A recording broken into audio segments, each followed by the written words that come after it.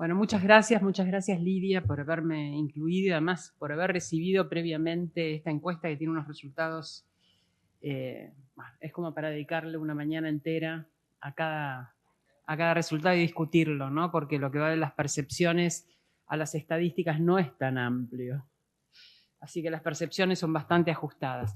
Bueno, un placer estar acá con ustedes y en parte la Fundación Compromisos de mediados de los 90 y mediados de los 90 quizás es el periodo donde más fuertemente se trabajó en los mecanismos de género a nivel gubernamental. Entonces estamos acompañando un esfuerzo desde la sociedad civil con un esfuerzo desde los gobiernos y yo creo que ese trabajo en común ha tenido muchos cambios, por supuesto, en estas 2 décadas y pico.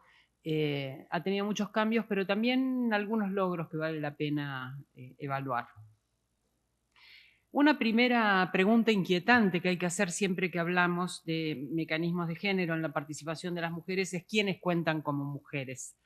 La expresión la mujer, así en singular, en general encierra muchísimas diferencias y mujeres no es un sujeto evidente tampoco, está en construcción, así como están en construcción las propias vidas y entornos de las mujeres. Las fronteras que los delimitan son muy discutidas en el seno del feminismo como movimiento emancipatorio o en el ámbito de la política pública, cuando se perfilan las beneficiarias de distintos programas o medidas vinculadas con las mujeres. Allí discutimos quién es este sujeto. Observando los devenires del movimiento feminista latinoamericano y del Caribe durante los últimos 30 años, podemos acercarnos a variadas disputas acerca de cuáles son las diferencias relevantes entre mujeres de nuestra región, por ejemplo, diferencias de etnia o raza, de nacionalidad, ideología, estatus migratorio, sexualidad, religión, edad, clase social, discapacidad, entre otras. También acerca de los límites del sujeto mujeres, mujeres identificadas con mujeres, mujeres con conciencia de género, mujeres cis, es decir, mujeres diagnosticadas como mujeres a nacer o interpretadas como mujeres al nacer en función de su genitalidad y cuya identidad de género concuerda con esa primera identificación. Ahí hablamos de mujeres cis o varones cis en estos casos, o mujeres trans cuya identidad de género no concuerda con el género con el que fueron identificadas al nacer y que en general son feminidades subordinadas.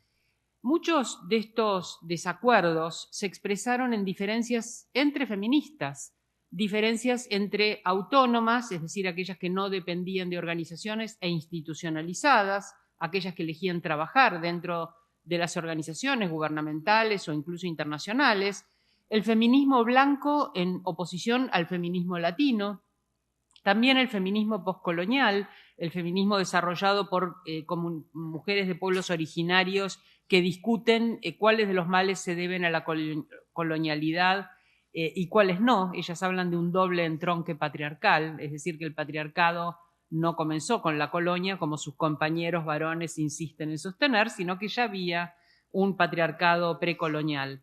El feminismo académico en relación con los feminismos populares, es una diferencia que sobre todo estalló en el 2001 con la crisis económica, y los feminismos populares se organizaron alrededor de demandas que no eran las que el feminismo académico venía desarrollando. Y también más recientemente el feminismo que excluye a las identidades trans y el transfeminismo. En el último Encuentro Nacional de Mujeres, en la década del 90, cuando estamos haciendo esta comparación, este puente de 30 años, que son además 30 años de democracia, se discutió fuertemente si las travestis y mujeres trans podían integrar los encuentros nacionales de mujeres e incluso los encuentros feministas. En el último Encuentro Nacional de Mujeres hubo una marcha y la consigna unificada para esas 50.000 mujeres fue basta de travesticidios y transfemicidios. Las travestis y mujeres trans participaron siempre de las marchas contra los femicidios, particularmente la de los últimos años, de las marchas Ni Una Menos, pero esta intervención de todo el feminismo encolumnado en una demanda de estas mujeres, que son mujeres muy subordinadas, mujeres transgénero o travestis, es una muestra de un cambio muy importante. A las distintas adjetivaciones del feminismo subyacen desacuerdos acerca de su potencial transformador de las instituciones y las subjetividades y sobre el sujeto de la transformación social. Así, una dimensión del debate entre autónomas e institucionalizadas, por ejemplo, trata sobre la posibilidad o imposibilidad del feminismo de permear las instituciones patriarcales. Y esto comenzó, este debate, en la década del 90, pero sigue siendo actual con el Instituto Nacional de las Mujeres y los ataques que recibe muchas veces Fabiana Túñez en relación con la posibilidad o no del feminismo de estar dentro de un gobierno y hacer cambios institucionales. Otra dimensión refiere, por ejemplo, a la variedad o especificidad de experiencias que constituyen el sujeto feminista. ¿Cuándo vamos a hablar de una mujer como una feminista? ¿Cuáles son las condiciones para ser de una mujer alguien que participa del feminismo, además de su autopercepción como feminista o no? En nombre del feminismo, lo acabamos de ver en el W20, no voy a hablar de eso, pero lo acabamos de ver, en nombre del feminismo se proponen medidas como avances que no todas las feministas estaríamos de acuerdo en llamar medidas de avance. Cuando se cumpla el tiempo, yo voy a dejar de hablar, no sé si voy a llegar a decir, porque veo que esto es como el gato con relaciones, o sea, un poquito canto y otro poco relato, entonces no sé si voy a llegar a donde quería llegar. Quería hablar sobre las diferencias entre políticas para mujeres, políticas de género y políticas feministas, porque muchas veces se habla de estas cosas como si fueran sinónimos, y no son sinónimos. Las perspectivas que sostienen que el Estado es una arena clave, para la transformación social y que sus intervenciones pueden perseguir objetivos feministas, han trabajado tipologías de políticas públicas en relación con el modo en que dan cuenta del género como mecanismo de distribución de poder en nuestras sociedades. Y así podemos distinguir entre políticas ciegas al género, lo que llamaríamos políticas ginopes, políticas que tienen una miopía con respecto, se aplican de manera universal como si las diferencias de género no existieran, que son la mayoría de las políticas públicas en nuestros países, sobre todo una de las áreas que en la encuesta se veía como la más disruptiva, que es el área económica. Ahí es donde se veían los resultados más negativos en cuanto a incluir una perspectiva de género. No tienen en consideración el impacto diferencial según género de las intervenciones públicas. Por ejemplo, la política tributaria, la política fiscal, las políticas de promoción industrial, la política educativa, la política de gestión urbana, las políticas de seguridad ciudadana, son renuentes a incorporar el género como perspectiva. El punto de vista de los varones dominantes se transforma en la regla objetiva, presuntamente objetiva, que no es entendida como un punto de vista entre otros, sino como la unidad de medida que legitima la dominación masculina y la refuerza con su aplicación, objetivando estructuras sociales que después los procesos jurídicos, que es donde ahora estoy trabajando en el área del Consejo de la Magistratura, van a reflejar. Entonces hay que discutir ese reflejo jurídico, pero también hay que ir a la raíz de ese reflejo, que es una raíz cultural. Las políticas focalizadas en mujeres son las más habituales, atienden algunas de sus necesidades prácticas, es decir, las derivadas de sus condiciones materiales de vida en un contexto sociohistórico determinado. Tienen a las mujeres como beneficiarias, pero a menudo son tratadas como vectores del bienestar de otro grupo. Y así lo perciben también las mujeres cuando dicen que su bienestar es vicario, depende de que sus hijos progresen, por ejemplo, y ellas son el vehículo de una política para reforzar el progreso de los hijos, ya sea desde la conceptualización, como ocurrió en los años 80 con las políticas llamadas en ese entonces materno-infantiles, o desde su implementación como la asignación universal por hijo. Estas políticas no reconocen explícitamente las desigualdades originarias en las relaciones de género. No necesariamente las políticas más recientes abordan metas de igualdad e incluso algunas que resuelven problemas puntuales de las mujeres tienen una incidencia negativa en el avance hacia la igualdad. Esto lo afirma el Observatorio de Igualdad de Género de América Latina y en el Caribe en relación con los planes de igualdad de género en la región. Las políticas de género dan cuenta de las diferencias entre géneros, pero no se proponen modificar el balance de poder en el largo plazo y entienden dichas diferencias exclusivamente, en general, en términos binarios varones-mujeres. Según el Observatorio de Igualdad de Género en América Latina, las políticas públicas de género pueden definirse como las políticas orientadas explícitamente a mejorar las condiciones de vida de las mujeres y a garantizar sus derechos humanos.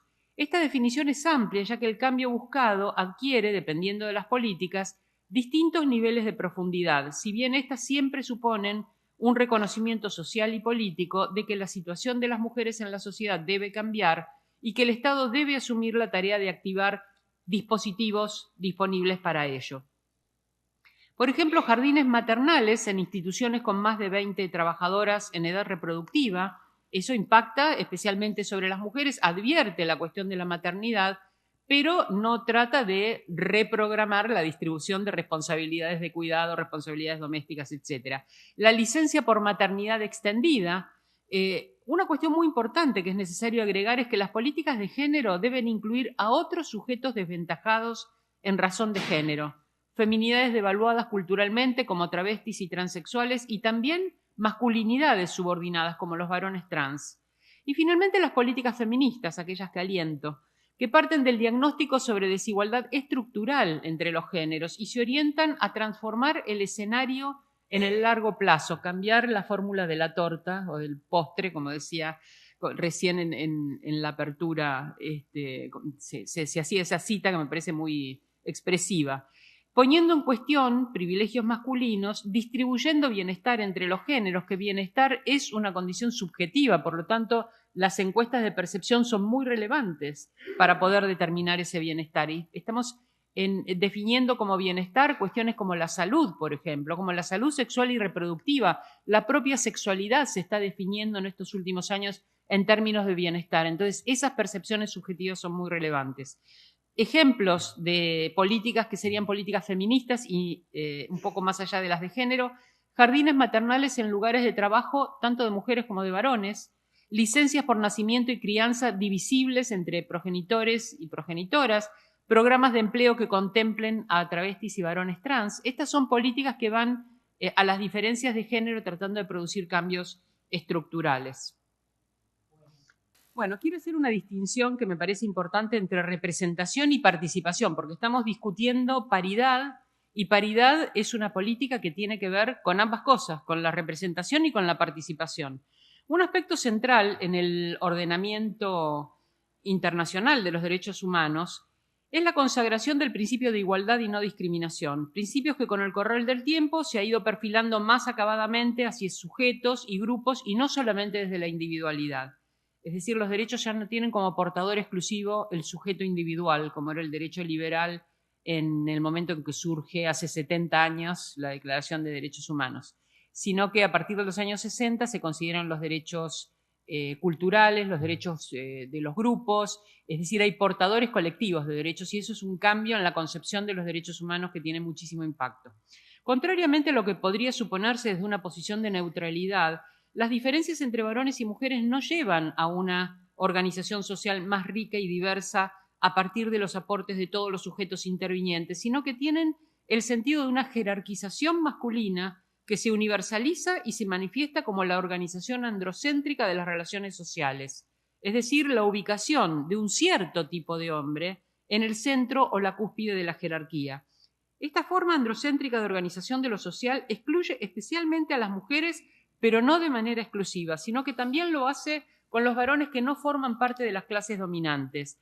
Así se conforma un arquetipo viril que se erige como sujeto universal del derecho y se generaliza sin dejar huella de las contradicciones y exclusiones sobre las que se sostiene.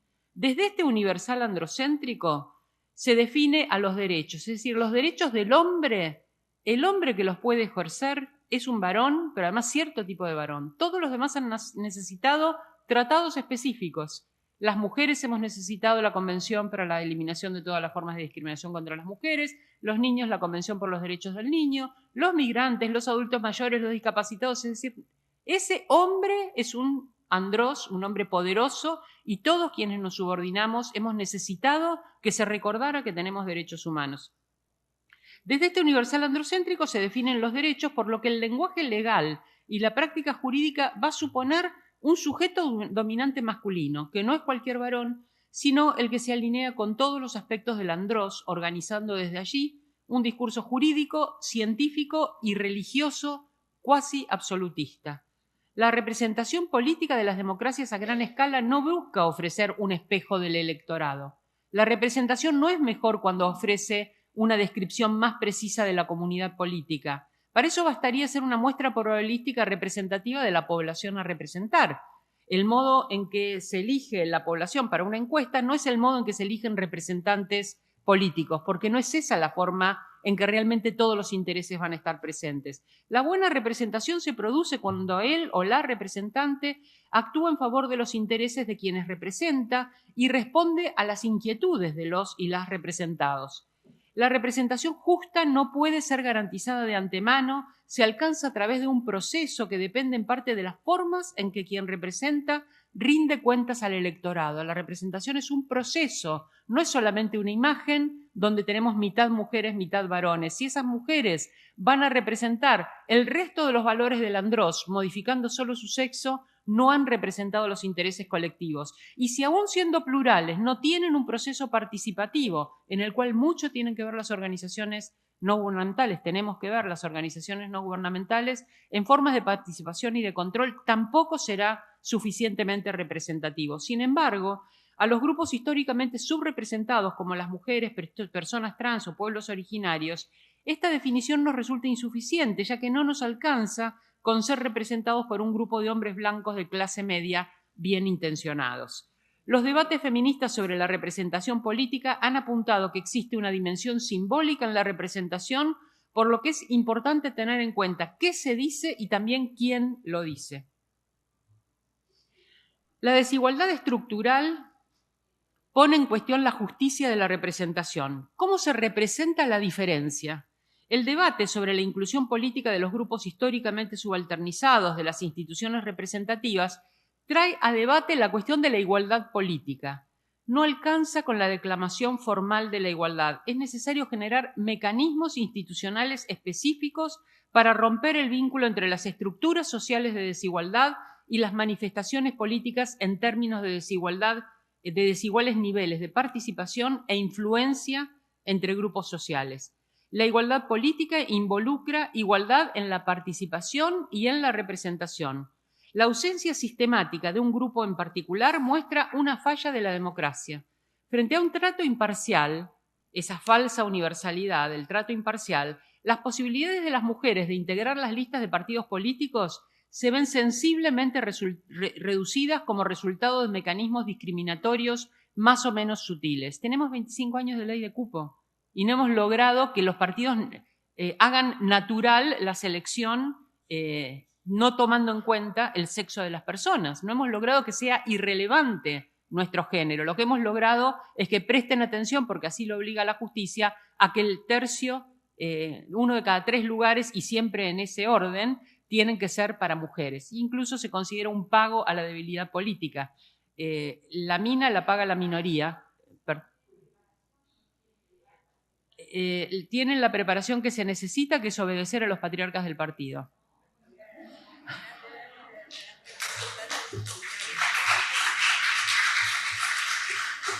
Para lograr un marco equitativo de oportunidades, y los varones tampoco tienen la formación que se necesita. Cuando nos dicen tienen que llegar por su capacidad, le digo, esos son los mejores que ustedes pueden poner, quiero ya. Así tenemos el Congreso que tenemos. Para lograr un marco equitativo de oportunidades para todos los individuos con el fin de obtener instituciones justas, es necesario instrumentar medidas que garanticen no solo las libertades básicas, sino también y muy especialmente la compensación de la menor utilidad de la libertad para algunos sectores. Es decir, la igualdad no produce igual libertad en los distintos segmentos sociales, como son en las mujeres. Si las acciones positivas o la paridad en la conformación de listas electorales cuestionan el vínculo representativo, no es porque supongan per se la representación de intereses de género, sino porque muestran, ¿cuánto? Muestran en toda su complejidad la situación de subalternización de buena parte de los individuos en relación con el arquetipo viril protagonista del derecho y la política.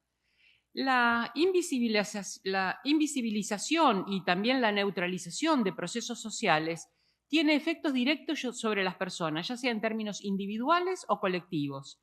Por eso, la recomendación número 25 del Comité de la CEDAW señaló que la legislación y políticas públicas ancladas en criterios neutros, aparentes en cuanto al género, pueden tener repercusiones negativas sobre las mujeres. Desconfiemos de la neutralidad y la presunta objetividad. La vida de la mujer y la vida de las mujeres y la vida de los hombres deben enfocarse teniendo en cuenta su contexto, ellos dicen de la mujer y del hombre, pero me resisto a pensarlo en singular, teniendo en cuenta su contexto, y deben adoptarse medidas para transformar realmente las oportunidades, las instituciones y los sistemas, de modo que dejen de basarse en pautas de vida y paradigmas de poder masculinos determinados históricamente. Las necesidades y experiencias permanentes determinadas biológicamente de la mujer deben distinguirse de otras necesidades que pueden ser el resultado de la discriminación pasada y presente cometida contra la mujer por personas concretas, de la ideología de género dominante o de manifestaciones de dicha discriminación en estructuras e instituciones sociales y culturales. Y voy a leer la última porque ya estamos en tiempo. La desigualdad en la participación y en la representación se manifiesta en desigualdad en la influencia política, es decir, en el impacto sobre las decisiones que afectan los destinos colectivos. ¿Qué impacto tienen las decisiones de los varones privilegiados sobre la vida de las mujeres? ¿Qué impacto tienen las decisiones e influencia de las mujeres sobre la vida de los varones privilegiados? La desigualdad, entonces, es un impacto sobre las decisiones que afectan los destinos colectivos. Por ello, medidas de acción afirmativa o políticas de igualdad entre varones y mujeres, más que cuestionar el principio de igualdad ante la ley, posibilitan el efectivo cumplimiento de la igualdad democrática a partir de la igualdad inicial. ¿Qué niveles de igualdad inicial tenemos? Para el feminismo, la participación de las mujeres y otros grupos subalternizados en función de género es importante como instrumento y como fin en sí misma. En primer término, a través de la participación, estos sujetos formulan sus intereses, que no son dados y evidentes, y elaboran opiniones políticas propias, es decir, la experiencia del estar con otros o con otras construye estas demandas. Asimismo, es necesaria la intervención de sujetos subordinados en función del género, como mujeres y personas trans, en distintos ámbitos a fin de lograr que sus necesidades y experiencias específicas sean visibilizadas y consideradas. Sobre el valor intrínseco de la participación, el feminismo ha planteado teórica y prácticamente su importancia para el desarrollo y ejercicio de capacidades que fortalecen la autonomía y la autoestima de las mujeres, ambas necesarias para la alteración de las relaciones de poder entre los géneros. Para que las concepciones restrictivas de la ciudadanía e igualdad cambien, no alcanza con agregar mujeres. Y de allí deviene la crítica feminista al liberalismo contemporáneo, al impugnar la trampa que encierra el ideal abstracto de ciudadanía, construido a la medida de quienes participaron en su definición, que no fuimos las mujeres. De lo que se trata es de generar una masa crítica de ciudadanas en condiciones de autoridad como para discutir las propias normas constitutivas de la estructura de los derechos y la política. Muchas gracias.